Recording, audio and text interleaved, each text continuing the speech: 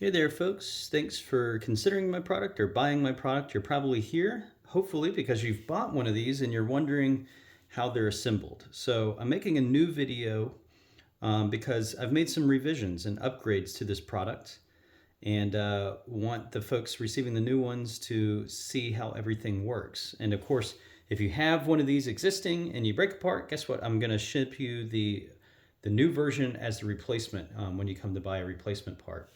And all of these upgrades are designed to eliminate parts breaking. So let's kind of get started here. So out of the box, these are going to be in Ziploc bags, and you're going to take them all out, and they're going to be assembled to the degree that you see here. From here, to assemble, it's pretty easy. You grab your grip, and I know it's dark, but hopefully I'll lighten up for you a little bit. This, what I call the main beam, it's going to have a extra little screw in there. That goes through this little hole on what I call the hub. This little piece right here and this little piece here is called the hub. So you have two hubs. You're going to have one that's your colored hub and one that's black. The colored hub has a more rounded slip joint here. What that means is for the forearm brace, if you smash against the wall, the gear that controls the angle is going to allow it to bump out of place while still being strong enough for you to play with. So it's going to prevent something from breaking, and it also kind of helps you do some basic adjustment while playing. But anyway, you put that screw in the main beam, or the main hub, and you just screw it into the grip. And that's pretty straightforward. And you might want to start off with an angle about like this. But you get that nice and tight. You want to make sure that the gears are aligned and all fitting together, and then you tighten it up. And once it's nice and snug, you don't have to strip the gears out. It is incredibly strong. This has been well tested at this point.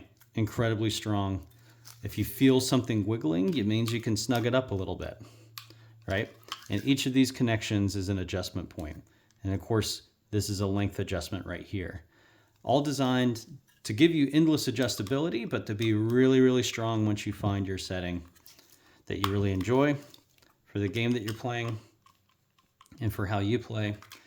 And you can keep it locked in place. So here we have the cup and main beam. Next up, we want to attach the butt end, which itself has dual adjustments here, has an angle adjustment here, so you can tilt this either direction. For the cheek weld, if you're into that, sorry about bumping the camera, you can adjust this up and down, and of course, height adjustable. So all sorts of endless adjustments. If the game doesn't have the settings to calibrate the gun stock, you can calibrate the gun stock to the game, which is really nice. And I have played tons of stuff, even though there's more stuff coming out on a daily basis. But this is, you can get this to be exactly laid out like whatever weapon you're holding. And of course, this mid-mounted design, which is pretty unique. It means you can reload, futuristic weapons and bullpups under here, as opposed to having it on the bottom, which other products tend to have. So you can really move around and handle weapons in virtual reality. And this is kind of a perfect skeleton within that, where you're not bumping your controllers around. Anyway, just to continue, next up is the forearm brace. This is an optional attachment. I do recommend it. It gives you full two-arm, two-hand stability without the nonsense out here. So you can just keep this on your controller, and it sweeps around your wrist. You can reload weapons. It doesn't block the mag well, or where you're racking the weapon. But then you go in and you rest it. And it makes this, having this play area here means you can adjust. So if you have a weapon that from one match to another that, requires you to move your arm a little bit, you can get that muscle memory down. Like, oh, this is a bullpup, I need to hold it farther up here, or what have you.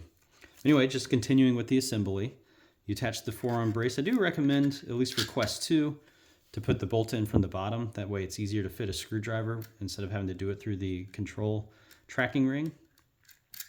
And these little knobs are just making it easier for you to hold with your thumb to get that tight. But, so anyway, I get this nice and snug. This is the slip gear, the colored one, not the black one. So you smash a wall, it's just going to bump out of place. And it also allows you to adjust live, you know, while you're playing. Tell me what you think. You know, if you want some of these to have that slip joint, we can start doing that, where maybe I can have a version of all these where you can just live adjust. It will kind of wear out a little bit over time, not tremendously, but you might develop a little bit of play. So I recommend kind of setting it and then still kind of unscrewing it instead of just like endlessly adjusting. But find that angle and just know that this one is to, like, if you're in a more compact space and you're likely to smash a wall, that's really to kind of protect this whole setup. Now that we have talked about that, this other black one, this is the original type of hub that I made with these adjustments, and they have the sharper gears which fully interlock and will not move. You will break the plastic before you break the gears, which is crazy, I know, but it has worked out pretty well. So if if you have a bigger space and you want to eliminate any play with your forearm brace and you really want it to be nice and snug, that's why this is here. If you crash into something, you'll break this part or perhaps this part.